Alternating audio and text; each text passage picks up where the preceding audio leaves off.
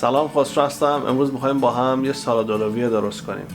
این سالاد اولویه با اون سالاد اولویه‌ای که قبلا درست کردیم یه کوچولو فرق داره. یکم رژیمی‌تره، توش ماست می‌ریزم، توش هویج داره، یکم دستورش فرق داره. مواد لازم برای درست کردن سالاد اولویه: سینه مرغ، سیب زمینی، تخم مرغ، خیارشور، هویج، یه پیاز کوچیک، مایونز، ماست، شیر، آب لیمو، نمک، فلفل و بعد که مرغ رو پختیم از آب مرغ هم استفاده میکنیم. اگه دوست داشتید میتونید نخود سبز هم بهش اضافه کنید. اول سیب زمینی و تخم مرغ رو میریزیم توی آب و میپزیم.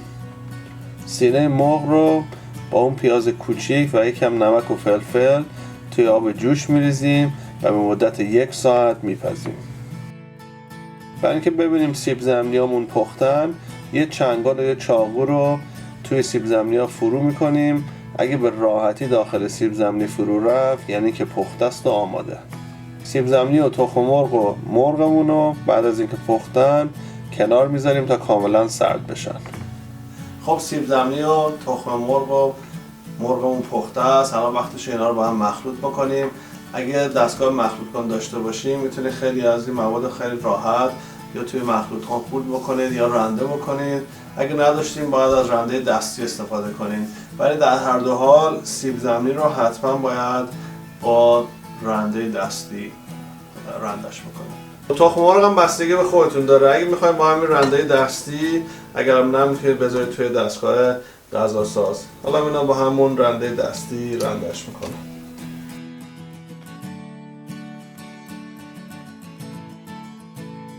بعد بریم سراغ دستگاه غذاساز. اول مرغ رو توش خورد میکنیم. از این تیغ استفاده میکنیم. ولی باید حواستون باشه که مرغ رو له نکنید، فقط خورد بشه. خب روشا اومده که به همون کمک کنه.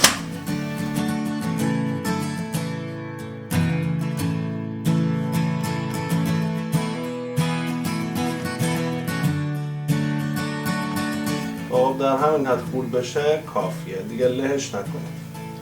خب اینو میریزیم توی ظرفمون. با مرغ که خالی کردیم با همون تیغ خیارشور رو هم خورد میکنیم.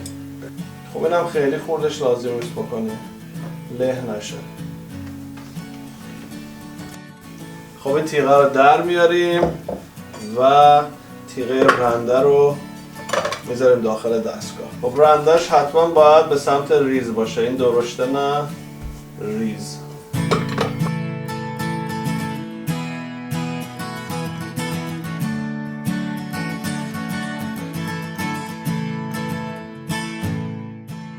خب اینا که زدیم نوبت بقیه مواد. اول ماست رو میزنیم بهش، بعد مایونز، شیر، بعد آب لیمو. اون نصف آب لیمو رو فعلا میزنیم و آخر سر هم نمک و فلفل.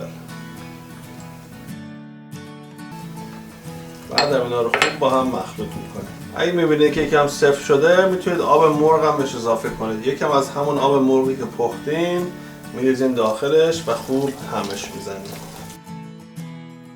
همونطور که دیدین تو مرحله اول نصف لیمو رو بهش اضافه کردیم. بعد از اینکه آب مرغ بهش زدین و خوب هم زدین بچشید مزه‌شو. اگه دوست داشتید میتونید یه کم دیگه لیمو بهش اضافه کنید.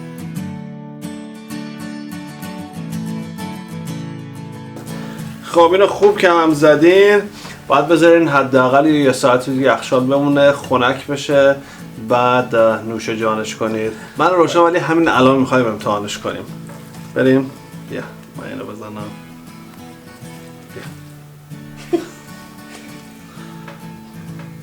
بیا. آماده؟ بریم.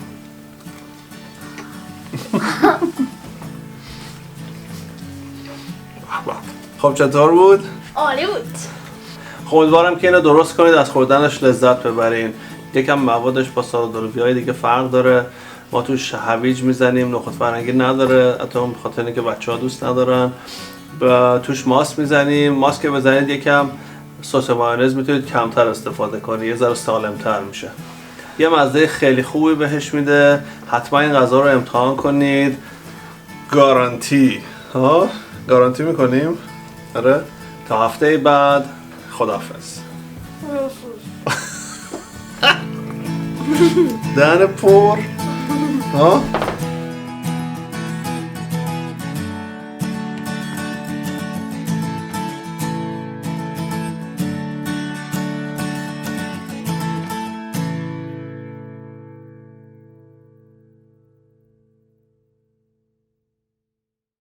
سلام، خسرو هستم. امروز میخوایم با هم یه سالاد اولویه درست کنیم. این سالاد اولویه یکم با سالاد این سالاد اولویه با سالاد اولویه چقدر چیز سختیه این اولویه. این سالاد اولویه با سالاد اولویه دیگه. 5 بار پشت سر هم بگو سالاد اولویه. 5 بار بگو. سالاد اولویه، سالاد اولویه، سالاد اولویه. سخته. گفتم فقط بگو سلام خسرو هستم. باشه. فقط. سلام خسرو هستم. مسخره. بیا. ولی من و روشا همین الان میخوایم بخوریم. بخوریم.